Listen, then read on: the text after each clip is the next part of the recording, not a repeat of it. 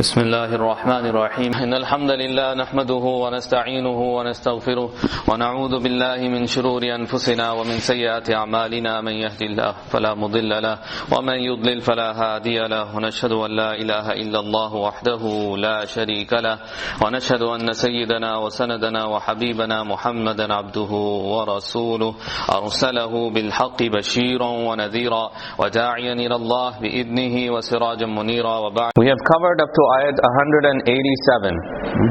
So from 182 all the way to 187 was the whole discussion about Ramadan and the fasting of Ramadan and the obligation related to that fasting and the i'tikaf. All of those matters are all in one place. This is the beauty about the Quran, that when it comes to Ramadan, Allah subhanahu wa ta'ala chose to bring it all at once, and then we'll not hear about it again. You see, salat, zakat and other forms of ibadat come after every few pages, you'll hear about it. But Ramadan, it's like one khutbah, one sermon, and everything is covered up to there. And that's why we stopped at 187, because the subject is different after that.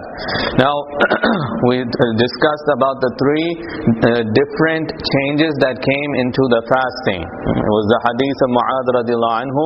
He says that the three different changes that came in the fasting, the first was that Rasulullah ﷺ used to fast on Ayyam Bid, the 13, 14, 15, and Mondays and Thursdays, and he continued doing so, but it was fard at that time for the whole ummah. And then it was changed to the 30 days of Ramadan. The rest of the fast became voluntary. Sirf farziyat ke e'tibar se Ayyam Bid और पीर और जुमेरात के रोजे पहले ये फर्ज होते थे, फिर 30 दिन रमदान के फर्ज हुए, तो बाकी फिर नवाफिल हो गए.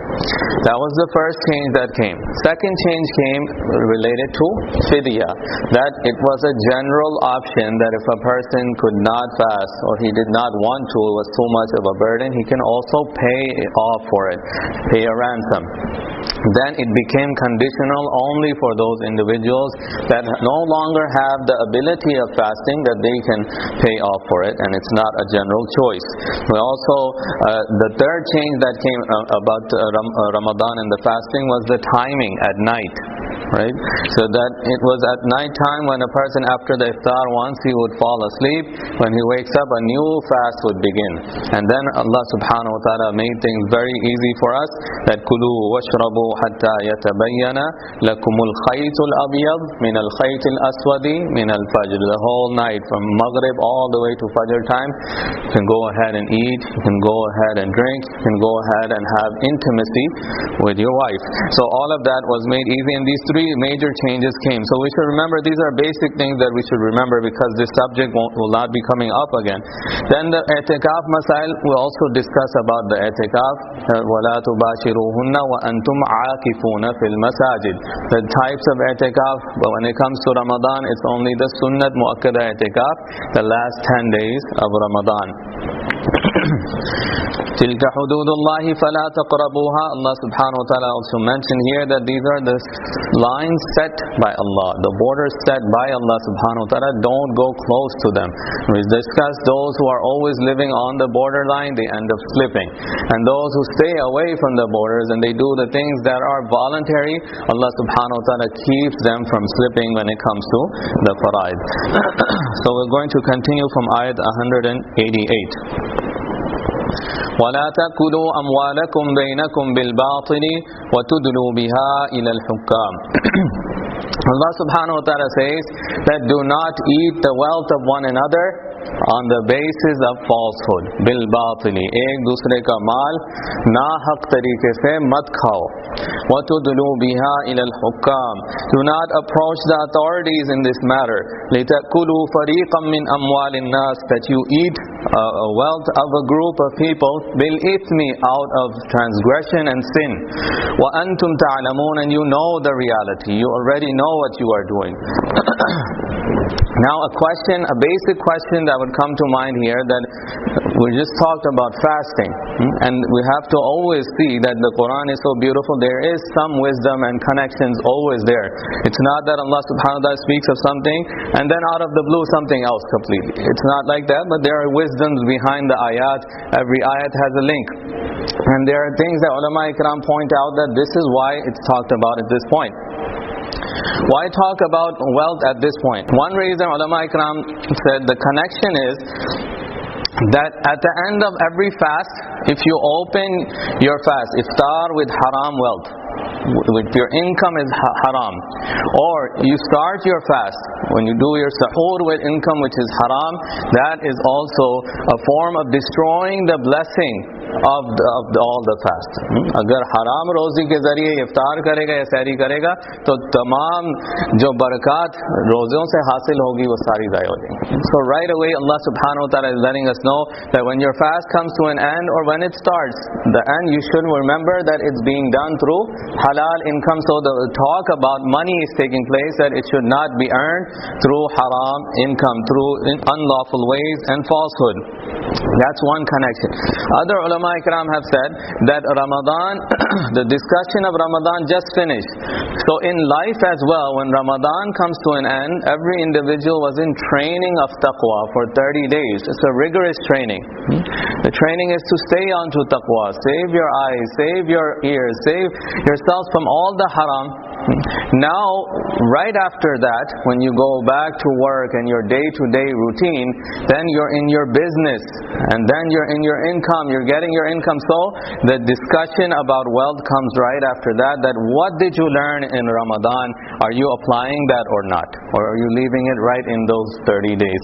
This is that connection that we can understand a lot better, that to apply the result of Ramadan right after Ramadan, that's what's being talked about, that in the money you earn, go ahead and apply the taqwa you learned in those 30 days and do not eat well through falsehood. Others have said, Kutiba alaykum as-siyam kama kutiba ala alladhina min qablikum. Right? This is where we started discussion about Ramadan, that it was a comparison being made to with those before us. And which was the ummah before us? Yeah, the Bani Israel, right? So Bani Israel, we see in the beginning of Surah Al-Bakarah all the way up to here, in different ways we have tackled about their issues, and Allah subhanahu wa ta'ala wants us to be better than them. Do not make the mistakes that they have made. And it came step by step. Now they were fasting in some days, we were given different fastings to distinguish ourselves from them. They were making their Qibla Baytul Maqdas, and we had the talk that the Qibla changed from Baytul Maqdas to Baytullah. So Allah subhanahu wa ta'ala is turning our ways away from Bani Israel and showing us that you are on the right path, and one by one. So one of those things that they had was cheating the people and bringing in haram income. That's why Allah subhanahu wa ta'ala is dealing with this issue now, that Bani Israel, they were fasting, and they had their Qibla at one place, and now they used to cheat people, and the haram income was coming in, so you should not do the same. So these are those connections that are formed, that's why the talk about wealth is coming right after the talk about Ramadan. So Allah subhanahu wa ta'ala says, وَلَا تَأْكُلُوا أَمْوَالَكُمْ بَيْنَكُمْ بِالْبَاطِلِ. Do not consume the wealth of one another using falsehood. Now what does this mean? بِالْبَاطِلِ, it's a general term. It covers so many different things. Scamming somebody, cheating somebody, saying something and selling something, putting things into the fine print. You know, a good example can be that when we install apps, right? So much of a contract comes right up that you have to agree in order for that to go. They put it into so many technical terms that the common person cannot understand what's going on. And this happens with many softwares, right? So to put in things such that common people cannot understand, or to say something and put a hidden fee somewhere, any type of deception when it comes to business, or when it comes to an employee giving his skills in trade of money, all of that is included here. Some of us have our own businesses. So our responsibility is that the thing we are offering, we have to, for the amount of money that is decided, we have to be clear with that. It's not about playing games and getting the money of the people. And then others are employees of companies. So we are actually doing business as well. Those who are employees, that's a form of business as well, that you're selling your skill for an amount of time. In return, you get salary for that amount of time. So that is also a form of business. So in all of these cases, bil-batili, it covers all of that. And we know this is a great problem that in jobs as well. This 2 days ago a brother was asking about this, that government jobs, right? We know overseas and here too, we think that over here there is no wrong going on, but it goes on a different level. The common people sometimes don't see it, but overseas and back home you see step by step, you can see the corruption out there. A person who works for a government job, I knew somebody in Pakistan, what he would do, that in the morning he would go and just sign himself in that he came in. After that he would leave and then work a different job, and at the end of the day, at the end of the month, he would get both salaries from there and from the other job that he's doing. And this is not, when a person gets a government job, actually people get happy that, I'm not going to be restricted. But Allah subhanahu wa ta'ala is saying that you don't have to worry about the people here. You're dealing with Allah subhanahu wa ta'ala, who is always around you, who's always recording what you're doing. And then who is going to take care of that? You got the double income here, but when it comes to the akhirah, then Allah subhanahu wa ta'ala will ask us, and we will not have a valid excuse for doing these kind of things. Another thing to get income through a batil way can be taking advantage of desperate people. This happens a lot. When you go to a doctor, and if the doctor wants, he can make your bill double the size. He can do it. If he sees that you have the money, he can run unnecessary tests. He can do unnecessary x-rays. Next thing you know, you have a big bill. Same doctor, if he wants, he can keep it to a limit. That a very small amount, if he sees that you cannot do that much, and he'll make it like that. So it's up to them. So through the expertise, they can take advantage of desperate people. You go to a mechanic to have your oil change, and when he looks into it, he'll tell you that this is wrong, you need the belt for this, you need the transmission change, you need this change, that change. And the person who took the car there, he has no idea about cars. And his car is stuck now. Right? You can't really do anything. You have to get it fixed, you got to get to work, so you're going to end up paying. So taking advantage of desperate people, it also falls into وَلَا تَأْكُلُوا أَمْوَالَ النَّاسِ بِالْبَاطِلِ. So we have to understand that this goes a lot. I was coming back from Pakistan, and this happens a lot there as well, right? So when we had so much luggage coming back from the airport, Karachi airport, so much luggage, even this clock, we're bringing this clock as well. So much things. So my father said, go ahead and get those, just come coolie bolte, those baggage handlers, right? So you go ahead and you pay at one place that you already paid for them, right? He'll give the receipt, and you got three baggage handlers. Okay, they come with you, they'll take the baggage and everything, they'll go inside. After everything is said and done, they're not going to leave, and they're not going to let you go as well, right?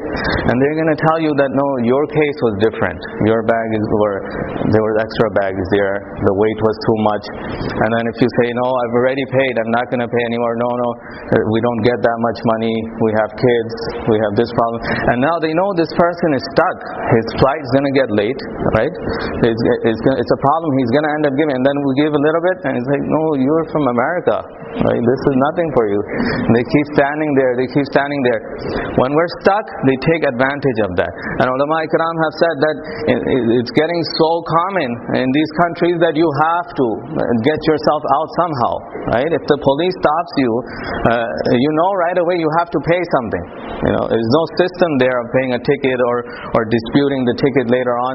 There's something, they want that money from you, and then they're going to let you go. There's no lidaf'i zarar. Now the whole issue of bribery, inshallah, it'll come later on, and we'll know what are the exceptions there. But the reality is, if the income, even if you made it by fooling somebody, it's going to leave one way or another. Something bad is going to happen. Allah is watching, and something comes, and all of that money goes away all of a sudden. One of my teachers, he used to he would come every single day, even when there would be a curfew.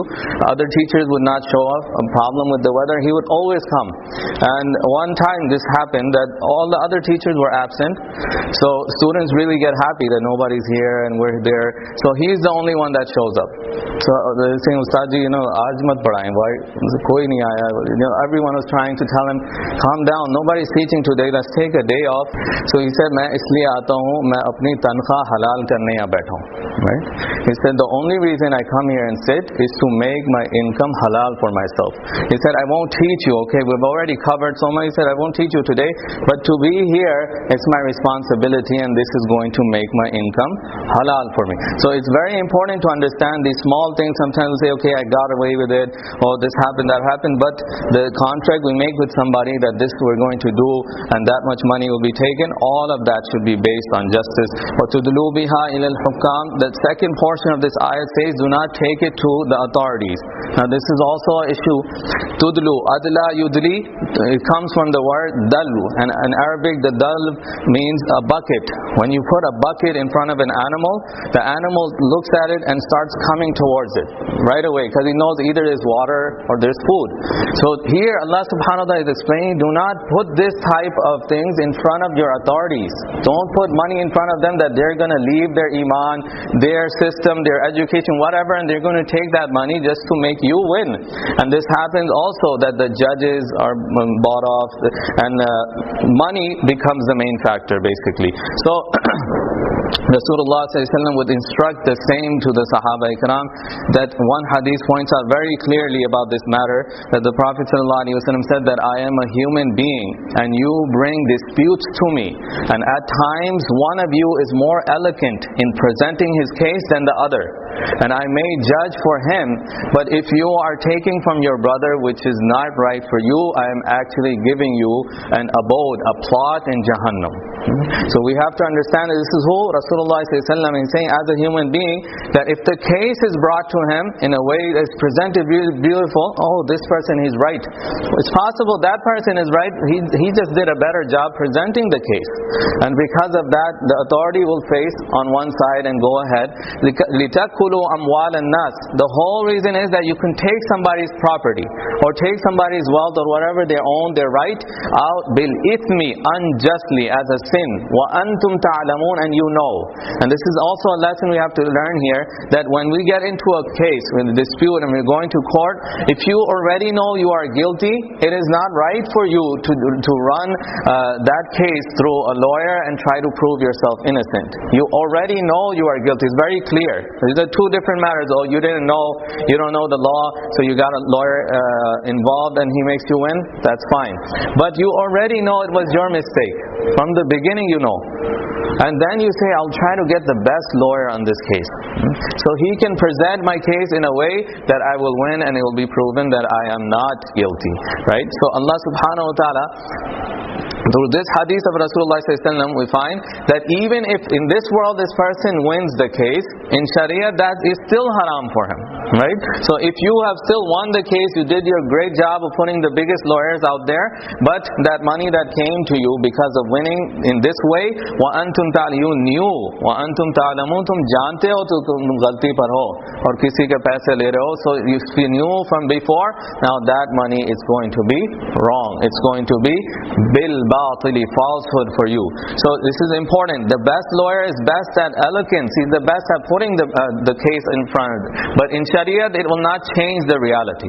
It will not change the reality. So Rasulullah said that if somebody does this, and I am a human being, the Prophet was not alimul ghaib. He did not know the unseen.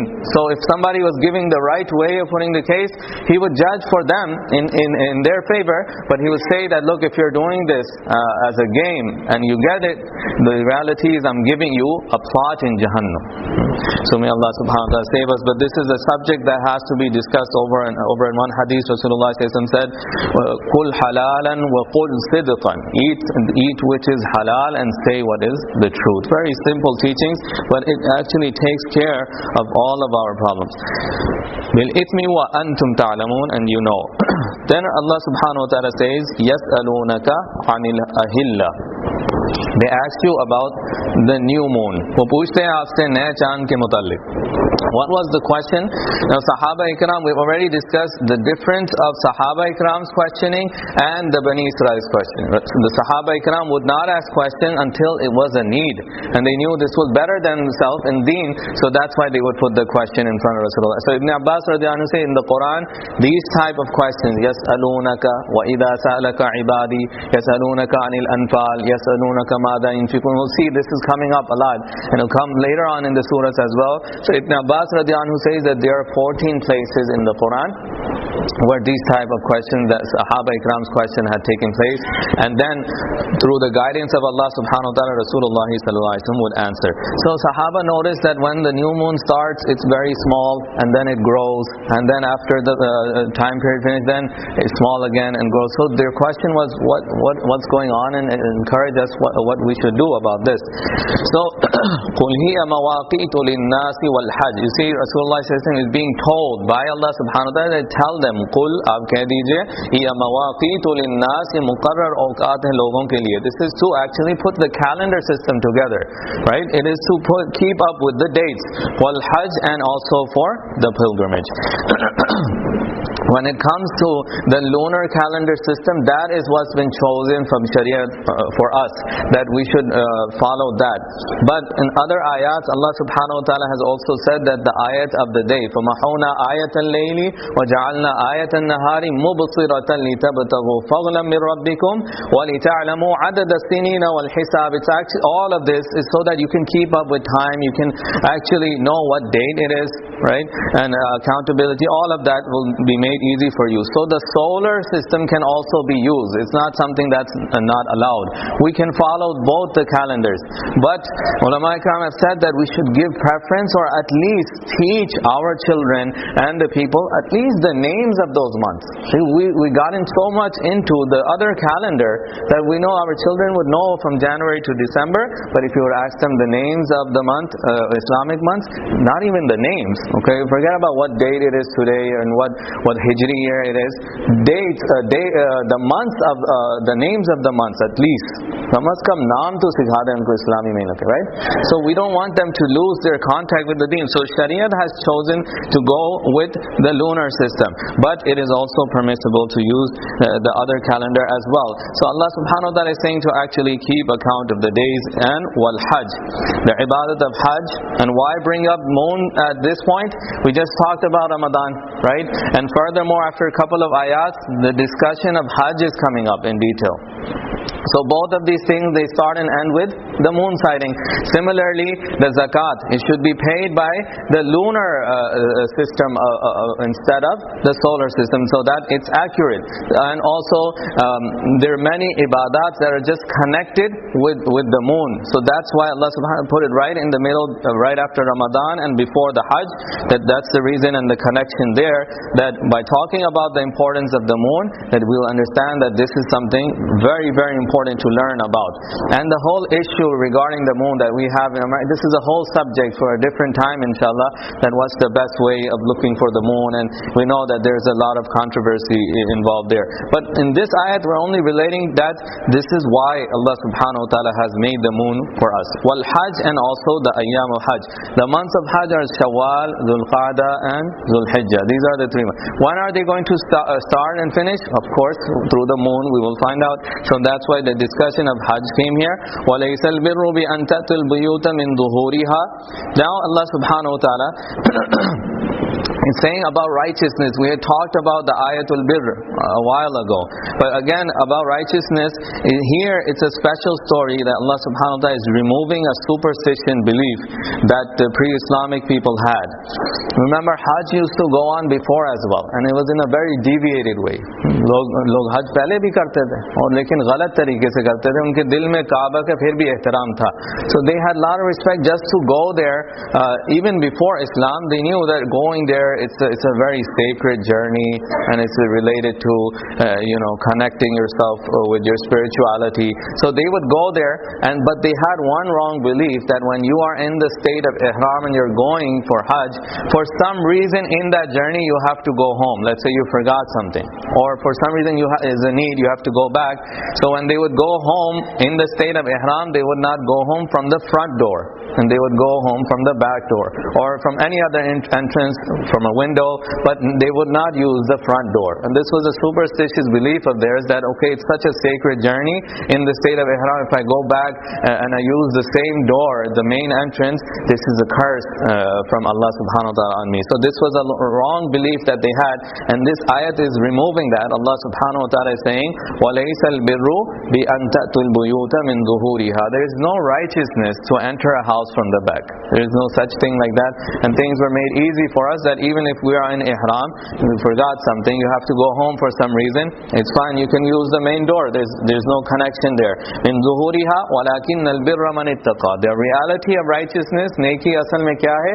Man ittaqa, a person who has attained taqwa. That's the whole goal, and it's beautiful in all of Surah Al-Bakarah. Even if we don't understand much of what's going on, over and over again, the encouragement for taqwa. Talk about Ramadan, taqwa. Talk about Hajj, then taqwa. So we have to really focus on this point, that at the end the goal is that my connection with Allah, that I should be fearing Allah. So Allah subhanahu wa ta'ala, وَلَكِنَّ الْبِرَّ مَنِ اتَّقَى. Righteousness is for that person who has attained taqwa and piety. وَلَيْسَ الْبِرُّ بِأَن تَأْتُوا الْبُيُوتَ مِنْ ظُهُورِهَا. नेकी इस बात में नहीं है कि तुम घरों में पीछे से दाखिल हो. وَلَكِنَّ الْبِرَّ مَنِ اتَّقَى. नेकी तो ये है कि तुम तक़वा इख्तियार करो. وَأْتُوا الْبُيُوتَ مِنْ أَبْوَابِهَا. Come to your homes from the front, from their doors. अपने घर में सामने से दाखिल हुआ करो. وَاتَّقُوا اللَّهَ لَعَلَّكُمْ تُفْلِحُونَ. And fear Allah so that you may be successful. और अल्लाह से डरते रहो ताकि तुम अपने मंजिल मकसूद. Falah is where all of us want to get into Jannah. So Allah subhanahu wa ta'ala is saying that you can get there by developing taqwa and fear of Allah subhanahu wa ta'ala. One more thing that can be mentioned here, that coming to something from the front door is also a famous saying in Arabic, that ata shay min babihi. To come something from the front door, it doesn't always mean in the literal sense. It also means doing something the correct way, doing something by the book, as we call it, that you don't break any rules. So Allah subhanahu wa ta'ala is also encouraging here that when you do things, instead of looking for a way around the system, try to do it correctly. The rules are there, and instead of playing smart and saying, no, it's different for me, or I can use my connections and get around it, Allah is saying, come to those things from the front. Go ahead and follow the rules. وَأْتُوا الْبُيُوتَ مِنْ أَبْوَابِهَا وَاتَّقُوا اللَّهَ لَعَلَّكُمْ تُفْلِحُونَ. Now in the next ayat, Allah subhanahu wa ta'ala says, وَقَاتِلُوا فِي سَبِيلِ اللَّهِ الَّذِينَ يُقَاتِلُونَكُمْ. And fight in the way of Allah subhanahu wa ta'ala with those who fight you. Now all of a sudden subject is changing, and we have to be aware that why is this change coming here. Now there was a talk about the moon, there was a talk about Hajj, a little bit about Hajj, and then Qital. Remember when the Sahaba Ikram, Rasulullah were in Makkah, encouragement was that do not raise your hand. No matter what zulm happens to you, don't fight back. Right? All of us, we understand this. It's a common understanding that while they were in Makkah, there was no fighting. After that, when the migration took place, these ayat are in Madinatul Munawwara. Now Allah subhanahu wa ta'ala is bringing the focus back to this, that yes, you have to fight. But the reason of discussing the qital here is that whenever the mawzu and the subject of Hajj comes, in the mind of Sahaba Ikram, automatically it would come that we would have to win over Kaaba first. Right? So if Allah is encouraging to go for Umrah and go for Hajj, that automatically sets in their mind that, wait a minute, we don't have the authority of getting into there. So the connection of qital would come in their mind right away, that yes, we have to first fight and free the house of Allah subhanahu wa ta'ala from all of this shirk, then we would be able to do Hajj and Umrah. That's the connection here, that when the talk of Hajj is coming and then qital right away, that the Sahaba would think that, oh, Allah subhanahu wa ta'ala is encouraging Hajj, that means we have to go and win over the Kaaba in order to do the Hajj. So this is what Allah subhanahu wa ta'ala is now giving the permission. You were holding yourselves back, but now you have to develop yourself such that you are allowed to fight. وَقَاتِلُوا فِي سَبِيلِ اللَّهِ, in the path of Allah subhanahu wa ta'ala, against those who fight you. Unse lado Allah ke raaste mein jo tumse ladte hain. And the reason is not because they fight you. It doesn't say لِأَنَّهُمْ يُقَاتِلُوا. It doesn't say that you are fighting because they're fighting you. It is actually to free the house of Allah subhanahu wa ta'ala from all the shirk and kufr that was taking place. Usse paak karna, Kaaba ko paak karne की नियत से ये इजाजत दी गई कि अब क़िताल का हुक्म और दिया गया. وَلَا تَعْتَدُوا. Now this is something that differentiates the fighting of other groups and the fighting of the Muslims. Do not transgress. किसी पर ज़्यादती नहीं करना. This is very very important to understand in our times and age as well. If any group stands up and says they are fighting in the path of Allah subhanahu wa ta'ala and they are doing this, the best way to examine is through this, that you will find them if they are killing innocent people and if they are transgressing from any of the hadith of Rasulullah sallallahu alaihi wasallam, then these are supported by others. They are not truly fighting in the path of Allah subhanahu wa ta'ala. And that's what's going on. Every person thinks that they understand the whole concept of jihad and qital, and they say that we should go ahead and take part in these things, but it's a big deception. We must understand that when the time is right, the majority of the ulama themselves will give the fatwa that this has to be done. But there's so much wrong taking place by these groups, right? There's so many. That what's the point of talking about which group? We know that so much innocent people are dying. Those people, Rasulullah sallallahu alaihi wasallam, naha Rasulullah sallallahu alaihi wasallam an qatl an-nisa'i was-sibyan. Rasulullah sallallahu alaihi wasallam said, you cannot, even in the battlefield, that you are engaged in war, but do not go and kill their women, do not go and kill their children. The other instructions of Abu Bakr Siddiq radiallahu anhu, when he sent the army towards Syria, he also said, do not kill the people who are in their churches, do not kill the priests, do not kill the weak, those who are not involved in the war. They have nothing to do with it. They can be utilized for other things. They were given dawah too, and a lot of stories are there where prisoners were taken in and later on they accepted Islam, or they decided to live with their religion freely in the country and under the leadership of Muslims. This has happened so many times. So Allah subhanahu wa ta'ala is saying, we are giving you the permission to go ahead and fight. Jao lado, lekin tumhara ladna unka ladna mukhtalif hai. Tumhe ijazat nahi hai ki tum kisi par zyadati karo, right? Tum Allah se darte, we just talked about taqwa. Tum Allah se darte hue unse lado, and they don't have fear of anyone, so they go ahead and do whatever they want when they fight. That's where the difference comes in. Wala ta'tadu, there should not be any transgressing. And some have said that when the battle of Badr was finished and the prisoners came in, so the Sahaba were so afraid that everything they were doing, even with the prisoners, they were making sure that they don't cross the limits. They were making sure that they do not do anything that they come into the rest of the ayat say, Inna Allah la yuhibbul mu'tadin. Allah does not like those who cross the limits. Zyadati karne wale ko Allah pasand hi nahi karte. And that's the ayat is saying that. So Sahaba were being very careful with the prisoners. Some have said that the prisoners were being given food better than the Muslims, because they were so afraid that something should not happen to them, that we fall under this category that Allah does not like us because of transgression. And there's so many stories where prisoners came in, they were locked up, and when they saw the akhlaq of the Sahaba, they saw that such great treatment, and they said, we want to bring iman in Allah and Rasulullah sallallahu alaihi wasallam. So life-changing events took place just because following the rules given to us by the Quran and Hadith. May Allah give us tawfiq and understanding. Jazakumullahu khair wa akhiru da'wana alhamdulillah.